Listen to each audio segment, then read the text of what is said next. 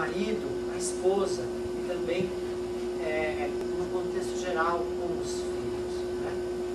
Tudo para nossa edificação, tudo para nosso ensino, né? Esse nosso estudo. E quando eu meditava nessas palavras hoje, eu pensava assim, puxa vida, como Deus é perfeito e como nós somos falhos em constantemente nos rebelarmos contra a vontade dele. Constantemente nós lutamos contra essa vontade que é boa, que é perfeita, que é agradável. E nós sempre queremos, né? A nossa vontade. Né? Então é por isso que nós estamos aqui estudando a palavra de Deus, para saber qual que é a vontade de Deus para as nossas vidas, para que nós possamos consertar os nossos passos e então nos tornarmos merecedores da bênção de Deus, para que a bênção de Deus possa fluir nos nossos lares, não é? Bem, então hoje estaremos vendo o homem e a mulher no casamento. O que concerne a cada um? Qual é o procedimento de cada um? Eu peço então que vocês abram sua Bíblia na carta de Paulo aos Efésios.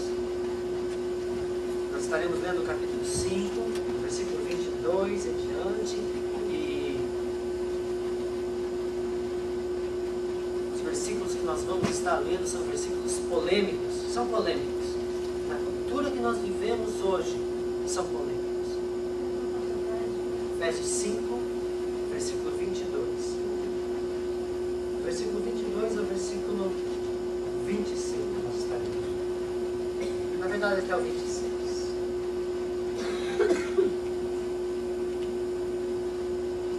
Efésios capítulo 5, versículo 22 em diante.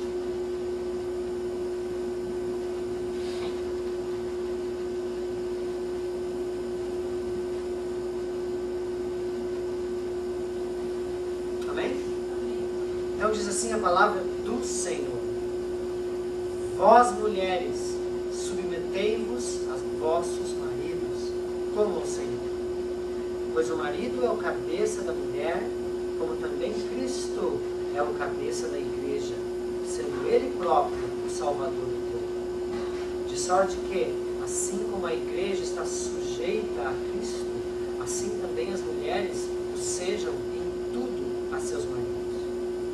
Vós, maridos, amai as vossas mulheres, como também Cristo amou a igreja e a si mesmo se entregou por ela, para a santificar, purificando-a com a lavagem da água pela palavra, a fim de apresentá-la a si mesmo, igreja gloriosa, sem mácula, sem ruga, nem coisa semelhante, mas santa e irrepreensível. Até aqui. Senhor Deus, nós te damos graça pela tua palavra. Nós te louvamos, Senhor Deus, porque a tua palavra é vida e refrigério para as nossas almas.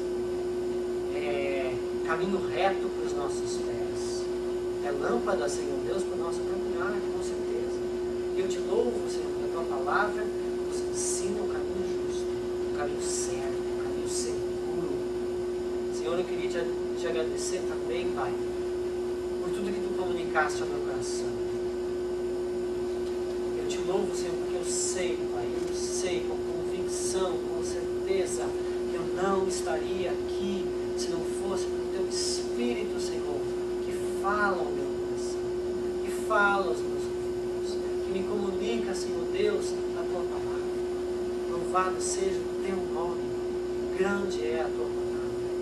Obrigado, Senhor, porque é tu que nos dá o alimento para as nossas almas, para que estejamos fortes e firmes, prontos para fazer a tua vontade. Muito obrigado, Senhor. Te agradeço, te louvo, te peço, fala aos corações dos meus irmãos, da tua igreja, tudo aquilo que a tua palavra tem preparado para nós nessa noite. Em nome de Jesus. Amém. Os versículos que lemos são polêmicos, não são polêmicos? Ele desce fácil ou não? Não desce fácil, não. Não desce. Não desce fácil. Queridos, quando nós falamos de homem e mulher no casamento, do ponto de vista de Deus, nós falamos sobre submissão e autoridade. Não tem para onde ir, não tem para onde correr. Não é? Você não vai ficar tão confortável no final dessa mensagem, te garanto isso. Há um risco de nós comentarmos esse tema e acabar, talvez, enfatizando somente a responsabilidade de uma das partes. Mas notem que a palavra de Deus não fala somente de uma parte. O casamento é composto de duas partes. E a vontade de Deus é revelada para ambas as partes. Então, aguenta aí na sua cadeira. Deus fala com todos nós. Não só com as mulheres. Esse texto não é só para as mulheres. É para os homens também. Amém. Glórias a Deus. E eu tenho para mim. Porque eu sou homem, né? Que talvez a parte desse texto que cabe ao homem talvez seja mais pesada do que a que cabe à mulher. Então, fica seguro aí. Segura na sua cadeira, não vá a lugar nenhum. Porque a palavra de Deus é pesada. Ela é pesada. Porém, ela é pesada quando nós estamos pisando fora do caminho. E ela é pesada para nos fazer voltar aonde nós deveríamos estar, que é o lugar onde a bênção de Deus pode estar. Amém? É por isso que Deus nos comunica a sua vontade, para que nós possamos vivê-la e possamos desfrutar de tudo que Deus tem para nós. Assim como um bom pai a um filho, não é verdade? O fato de que existe essa tendência de a gente concentrar em cima de quem? Aonde que fica? Quando a gente lê esse texto assim, e textos assim da palavra de Deus, da mulher, a tendência é bater em cima da mulher, não é? Principalmente nós que somos brasileiros, que vivemos numa cultura machista, não é? A tendência é parar ali na mulher e deixar o resto do texto, não é? O resto do texto está lá, não foi tirar, a gente precisa prestar atenção nele, né? Essa tendência de um homem se encostar na mulher, abusar, diríamos assim, da mulher, existe desde quando o pecado entrou no mundo. Desde quando o pecado entrou no mundo. Existe essa tendência do homem abusar da mulher, porque a mulher, segundo a Bíblia, é o vaso mais fraco, mais frágil. E o homem, por causa do pecado, a mulher não tenha também a sua culpa, né? Na história toda. Mas o homem, porque é mais forte fisicamente, né? Tem essa tendência de abusar da mulher. E é isso que nós vemos na história. É exatamente isso que nós vemos na história da humanidade. A mulher, ela é reprimida, ela é diminuída, ela é abusada em todas as culturas. Não é porque hoje nós vivemos na sociedade moderna e nós temos leis que a mulher é protegida. O homem ainda abusa da mulher, seja psicologicamente, seja fisicamente. Né? Então, nós precisamos prestar, mais um motivo pelo qual nós precisamos prestar atenção no que diz a palavra de Deus. Tanto homens quanto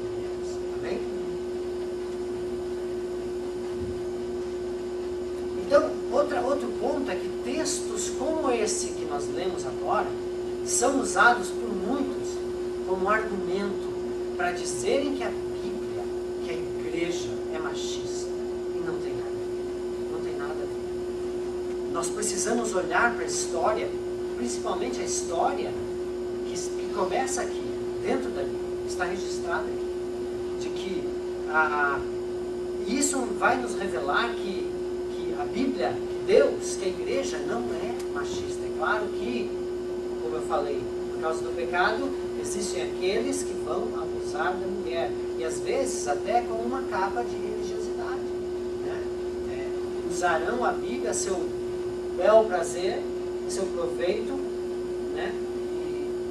Em cima da mulher. Mas, quando nós olhamos para o contexto bíblico, quando nós olhamos para o que o cristianismo trouxe para a sociedade, desde a época que o cristianismo surgiu até hoje, nós devemos ver que o cristianismo não trouxe repreensão para a mulher, não trouxe uma diminuição para a mulher, muito pelo contrário, muito pelo contrário. O cristianismo trouxe uma dignificação para a figura da mulher. Quando você olha para as culturas dos povos daquela época, você vai ver que a mulher não tinha vez, não tinha valor nenhum. Na própria cultura judaica, na sinagoga, um menino de 13 anos podia ler a lei, a mulher não podia. Um judeu podia despedir, mandar a sua mulher embora, pelos motivos mais banais. Se ela espirrasse a sua sopa, era motivo para ele mandá-la embora.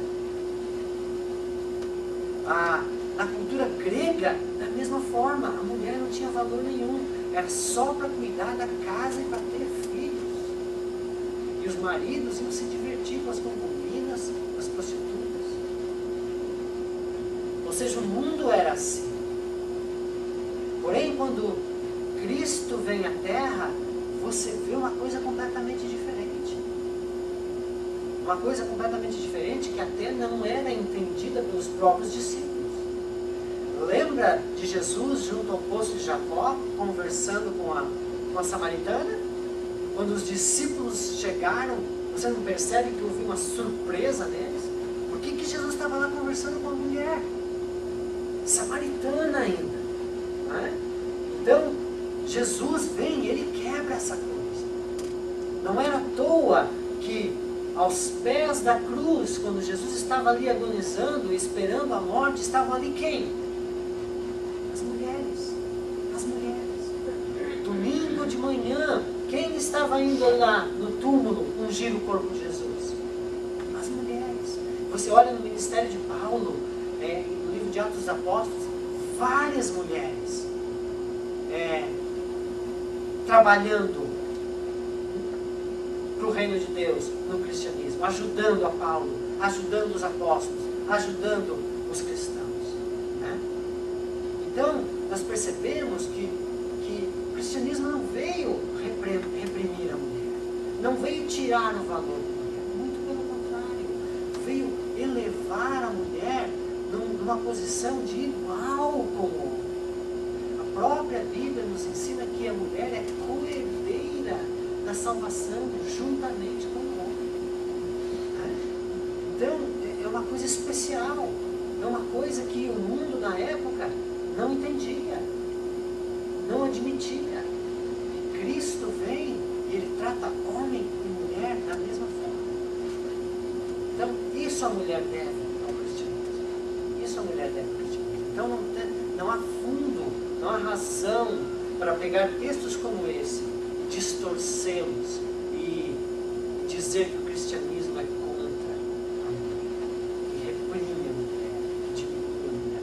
Muito pelo contrário. E à medida que nós vamos correndo por cima desse texto, você vai entender exatamente porque que Deus estabeleceu aqui é para a minha felicidade e é para a felicidade de todos nós, tanto mulher quanto homem. O que Deus estabeleceu para o casamento não é machista, não é abusivo. Deus determinou que o casamento deve existir em um ciclo, em um elo entre homem e mulher. E esse elo, ele proporcionaria um terreno fértil, um terreno